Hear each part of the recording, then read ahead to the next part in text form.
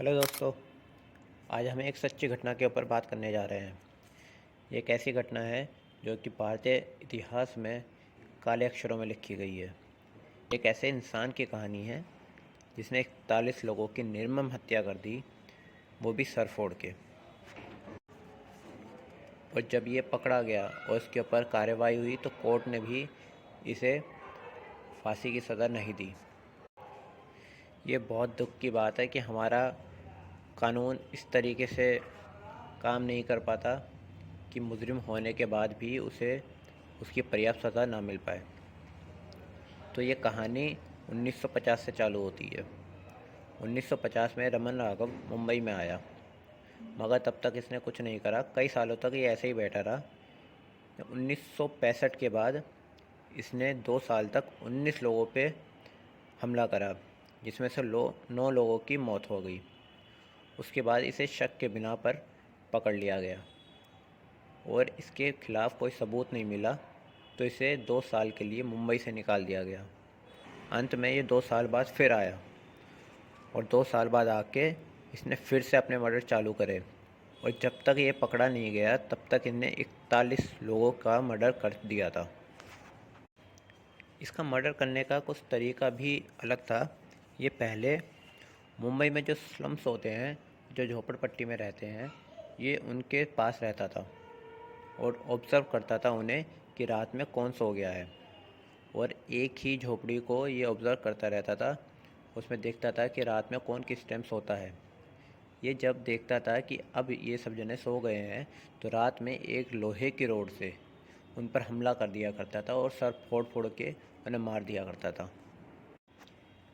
एक बार इसने रोड पर सोते हुए एक आदमी को देखा और वो सो रहा था, तो वो उसके पास गया और उसके बाद सर फोड़ के उसकी हत्या कर दी। और फिर उसके कमरे में गया। उसके कमरे में थोड़ी सी रोटी और थोड़े से चावल लाकर खाने लगा उस लाश को देखता हुआ। कुछ इस तरीके से ये मर्डर करता था कि इसे उस मर्डर को करने में बहुत मज़ा आता था। कुछ केसों में इसने बताया है कि ये मर्डर करने के बाद जो लेडीज़ होती थी उनके साथ शारीरिक संबंध भी बनाता था। मतलब उनकी लाश के बाद जब वो लाश बन जाती थी तब उनके साथ ये यौन उत्पीड़न करता था। तो आखिर सवाल ये उठता है, ये इसने इतने सारे मर्डर करे तो भी ये पकड़ा क्यों नहीं गया? तो देखते हैं। सन 1968 में जब कई लोगों की हत्या होने लगी तो एक ऑफिसर नियुक्त करा गया जिसका नाम था रमाकांत कुलकर्णी। ये एक यंग आईपीएस ऑफिसर थे। कई लोगों ने ऑब्जेक्शन उठाया कि इतने यंग ऑफिसर को ये इतना बड़ा केस नहीं देना चाहिए, मगर फिर भी इन्हें ये केस दिया गया और उसके बाद इन्होंने अपने तरीके से इसे हैंडल करा। जब 1968 में कई सारे कत्ल हो चुके थे, करीब करीब 40 से ज़्यादा कत्ल हो चुके थे, तो इन्होंने फिर इंक्वायरी बिठाई। इन्होंने देखा कि कैसे कैसे ये कत्ल हुए हैं और कैसे कैसे वो मार के उन्हें भग जाता है। फिर आईपीएस ऑफिसर कुलकर्णी की टीम ने एक तरीका अपनाया।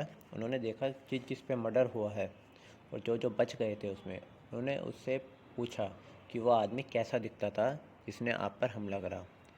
तो उनकी पूछताछ के बाद जब रमन का स्केच बनवाया गया तो उनकी टीम में एक ऑफिसर थे फिहाइलो, जो कि सब इंस्पेक्टर थे। उन्होंने रमन को पहचान लिया। उसके पकड़ने की भी एक अजीब ही कहानी है, क्योंकि फिहाइलो ने पहले भी रमन को पकड़ा था। वो कुछ इस प्रकार था, जहाँ एक बार मर्डर हुआ था वहाँ रमन घूम रहा था और सब इंस्पेक्टर फियालो ने देखा कि रमन घूम रहा है। उन्हें नहीं पता था कि इसी ने मर्डर करा है। जब उसने देखा कि उसके पास छाता है, वो छाता गीला है, तो इसमें कोई बड़ी बात तो नहीं थी, मगर बात उन्हें थोड़ी सी अजीब लगी कि जहाँ पर वो है डोंगरी में, वहाँ पर तो अभी रेन हुई नहीं है, बारिश हुई नहीं है, तो छाता गीला कैसे है? जबकि इससे थोड़ी सी दूर मल्लाड में बारिश हुई थी और मल्लाड में ही एक कत्ल हुआ था। और आखिरकार 27 अगस्त 1968 को रमन राघव को पकड़ लिया गया, मगर उसका मुंह खुलवाना इतना भी आसान नहीं था। उसे बहुत ज़्यादा टॉर्चर करा गया, बहुत मारा पीटा गया, मगर तब भी उसने मुंह नहीं खोला। मगर जिस चीज़ ने उसका मुंह खोला वो एक अजीब ही चीज़ थी, क्योंकि जिस चीज़ ने मुंह खोला वो था चिकन। रमन को बहुत टॉर्चर करने के बाद एक बार एक ऑफिसर ने उसे ऐसे ही पूछ लिया, क्या तुम्हें कुछ चाहिए? तो रमन ने कहा, ये चिकन मांगता है। और फिर थोड़ी देर सोचने के बाद ऑफिसर ने उसे चिकन ला के दे दिया। और पता नहीं उस चिकन में ऐसा क्या था, जो डंडे ने भी काम नहीं करा, वो चिकन ने काम कर दिया। चिकन खाने के बाद रमन तोते की तरह अपने सारे गुनाह कबूल करने लगा। उसने टोटल 41 मर्डर कबूले कि मैंने 41 मर्डर करे हैं। हालांकि पुलिस का ये कहना था कि मर्डर और भी ज़्यादा हुए हैं, मगर 41 मर्डर रमन ने खुद कबूल करे थे कि मैंने 41 मर्डर करे हैं। उसके बाद वो पुलिस को वहाँ भी लेके गया जहाँ उसने अपने हथियार छुपाए थे, जैसे कि वो जो लोहे की रोड थी जिससे वो सबका सर फोड़ता था, वो हथियार भी इसने दिखाए। और वो कुछ ऐसे दिखा रहा था जैसे छोटा बच्चा किसी बड़े को अपनी नई चीज़ या नया खिलौना दिखाता है, इस तरीके से वो उत्सुक होकर अपने सारे के सारे हथियार उन्हें दिखा रहा था। ये एक थोड़ी विचित्र सी बात थी। ऐसा लग रहा था कुछ ऑफिसर को कि क्या ये दिमागी रूप से सही है, मगर अंततः उसके पर केस चला और 28 जून 1968 को कोर्ट ने भी उसे एक मेडिकल चेकअप के लिए भेजा कि एक साइकियाट्रिस्ट को दिखाया जाए कि ये सही है या नहीं है। और वहाँ से भी रिपोर्ट आई 23 जून 1969 को कि ये पूरी तरह से सही है। रमन राघव, जिसका दिमागी संतुलन बिल्कुल सही है, उन्हें कोई चीज़ किसी भी तरीके की दिक्कत नहीं है। तो अंततः 13 अगस्त 1969 को मल्लाड में उन्हें गिल्टी फील कराया गया और बताया गया कि आप हैंग टिल द डेथ की सज़ा सुनाई जाती है। मगर अभी तो ये कहानी का सिर्फ आधा ही हिस्सा है।